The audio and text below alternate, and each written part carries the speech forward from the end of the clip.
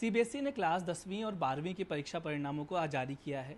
जिस तरीके से ऑपरेशन सिंदूर में देश की बेटियों ने पूरे ऑपरेशन को लीड किया, उसी तरीके से 12वीं की और 10वीं की परीक्षा में देश की बेटियों ने नाम रोशन किया है। मेरे साथ इस वक्त दिल्ली की टॉपर नायशा है बात करने के लिए। नायशा को 99.75% मिला है और 3 सब्जेक्ट में वो 100 मार्क्स लेके आई हैं। नायशा, पहले तो बहुत बहुत कॉन्ग्रेचुलेशंस। पहला सवाल ये कि क्या आपको एक्सपेक्टेड था कि आप इतना अच्छा लेके आने वाली मार्क्स? कैसा फील हो रहा है जब आपको रिजल्ट पता चला कि आपने टॉप किया है? I think I did expect that I'll get good marks, but this was really a surprise, and I'm really happy and I'm really, excited to see these marks. When I first saw them, they just shocked me actually, surprised me actually. So I'm genuinely very happy. दूसरा, क्योंकि बहुत सारे बच्चे जो आपको देखेंगे आपकी इस वीडियो को, क्या स्ट्रेटजीज़ रहती हैं जब आप पढ़ती हैं, खासकर जब आपको पता है कि आपको 499 या टॉप करना है, तो क्या आपने स्ट्रेटजीज़ ली ताकि जो बच्चे इसको देखें आगे चल के, जो 10th में 11th में हैं, वो क्या फॉलो कर सकें? I think first of all you need to attend all the classes and pay attention in the classes, because that is the primary source of your information. So attending all the classes, listening to the teachers properly, because I think the way my teachers taught me has played a lot of role in my marks.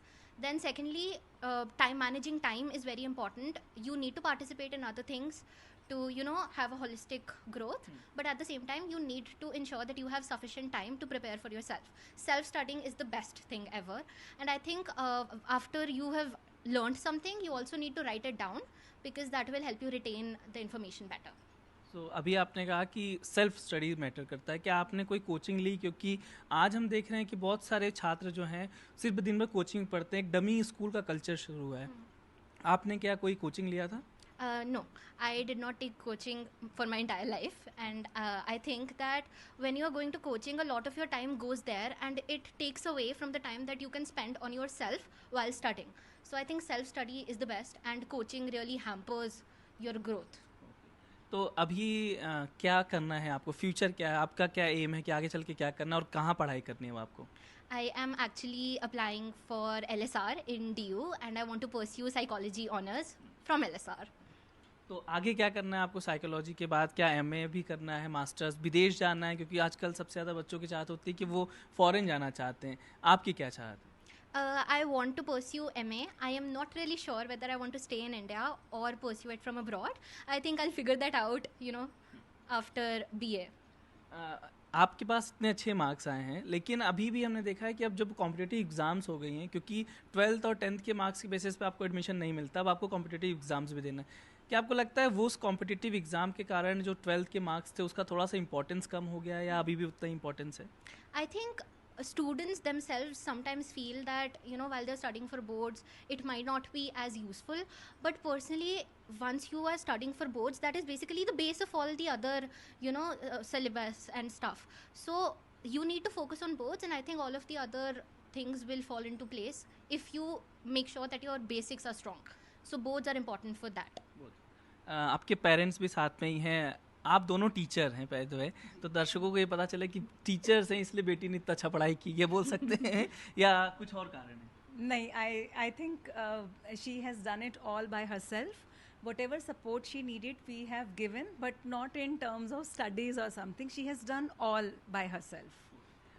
Result आना और खासकर board exam में हम देखते हैं कि बच्चों में टेंशन बहुत होता है, खासकर पेरेंट्स में भी। क्या आप लोगों के साथ भी था कि बोर्ड एग्ज़ाम है, थोड़ा टेंशन है, क्योंकि आप पढ़ा भी रहे थे उस समय भी?